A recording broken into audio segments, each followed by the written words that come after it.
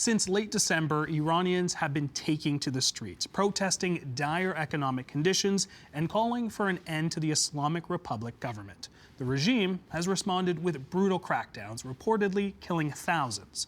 U.S. President Donald Trump has pledged to help the protesters, and military action seems to be a real possibility. I sat down with Maral Karimi, a faculty lecturer at the Toronto Metropolitan University, who was born in Iran soon after the 1979 revolution. We talked about whether U.S. intervention could help or hurt the cause, what our own government should be doing, and how Iranians in Canada are coping. Things are obviously tense when we talk about Iran right now. Can you give us a sense of the toll on the Iranian community here in Canada? Obviously not a monolith, but can you give some stories? What are we hearing? Are people trying to get in touch with family? What are the conversations you're hearing? Well, the community, as you said, is quite tense. They're worried about loved ones back home as the lines of communication are slowly being reestablished, and most of the time it's only phone and it's only one way they can connect with loved ones. Oftentimes they're horror stories of very short conversations. Sometimes the news is, I talked to my dad or my mom or my cousin, and yesterday I read a family has lost 10 members in the protests. We're all good, but there is a bloodbath. We've seen things that we can never forget, and we need the international community to help us. One of the voices that has sort of come up through this conversation, but through the headlines, is actually Exiled Crown Prince Reza Pahlavi. He's outlined his aspirations if the Iran theocracy was to be toppled. What's on the top of his list? Well, your guess is almost as good as mine, Jeyan. It's over the years, Reza Pahlavi has flip-flopped from I'm just an inspirational leader to I'm the crown prince to I can only lead, I would only lead the transition, to sometimes even, people will vote and we'll find out. So we're not sure exactly. His latest iteration is that I am going to lead this uprising, and however, it's unclear where he got his mandate from or whom he got it from. The exiled crown, Prince Reza Pahlavi, has mentioned that he does not want a pursuit of nuclear weapons. He wants to confront drug trafficking, an immediate recognition of the state of Israel. Some experts have pointed out that the exiled crown prince's aspirations are exactly what Donald Trump wants to hear. Your thoughts? He is aligned. He has largely aligned himself with the Israeli right and the American right, the two groups that have the most potential to support him to reinstate monarchy or lead Iran, which brings me to my previous point of it is difficult to trust a figure that on the one hand, states that he is only wants to be the transitional leader, right. And on the other hand, the points that he puts forward are more likely they're the aspirations of a leader, of a long-term leader. And let me remind you that we, in the recent history, we've had a very similar figure called Ayatollah Khamenei. And I've studied and I discuss in my book the rhetoric of Ayatollah Khamenei, both prior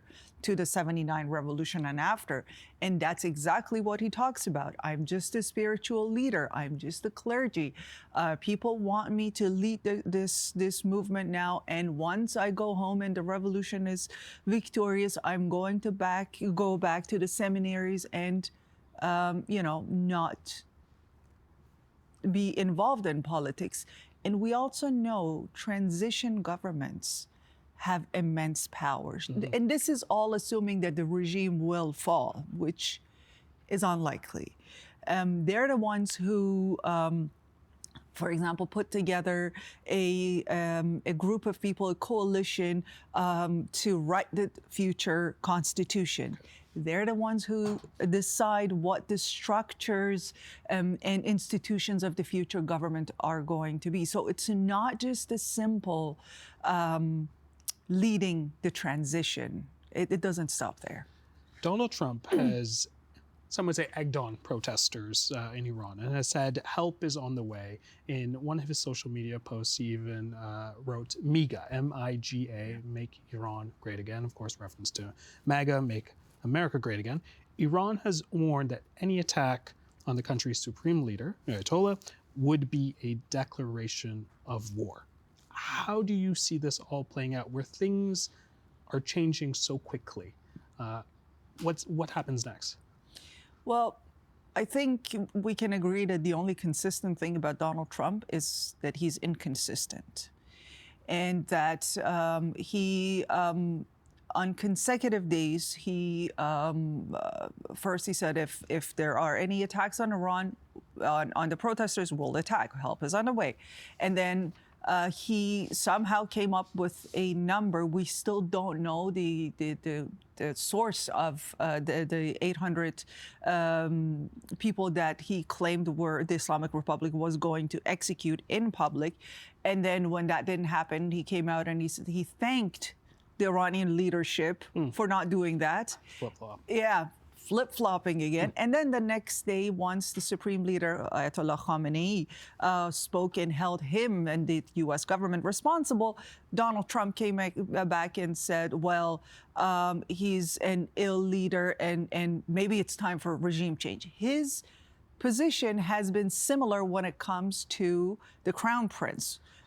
But he typically, I have to say to Donald Trump's credit this time around, he has remained largely consistent, though not explicit. Most of the time has said that he doesn't seem to have a base in Iran. He doesn't seem to be able to lead. However, Trump, I think what we know of him is he looks for quick wins. And right now that quick win seems to be Greenland. His focus is on that. Iran is going to be an extremely tough pill to swallow for him. To the west of Iran, there's Iraq, and we all know what happened there once U.S. invaded. And to east of Iran is Afghanistan. Still, same story. And Iran is much stronger in terms of its military and political institutions and the opposition as those two. So it's not an easy, he doesn't have an endgame in Iran. So there are at least 3,000 Canadian citizens and permanent residents in Iran at the moment. As we know, Canada and Iran do not have any diplomatic relations in more than a decade or so. How does this limit what Canada can do for those who are there? I think Canada actually can play a significant role. We can back channel through the diplomatic means with our allies who do have embassies and consulates in Iran, and kind of try to get our citizens out and also try to de-escalate these threats that Israel and the United States pose on Iran, the threats of bombings and invasion, which just escalate the crisis more. Very quickly, a couple seconds left, but want to hopefully leave on some hope with where we are right now. But how are you watching this, and what do you hope comes as a resolution? Well, this is a marathon, not a sprint. This is clearly a devastating setback for the people of Iran and their aspirations, but they've been doing this for over a century and a half. We're adept at fighting. And this quest for democracy and dignity is clearly not going anywhere. Well, thank you so much. Really appreciate it. Thank you for having me.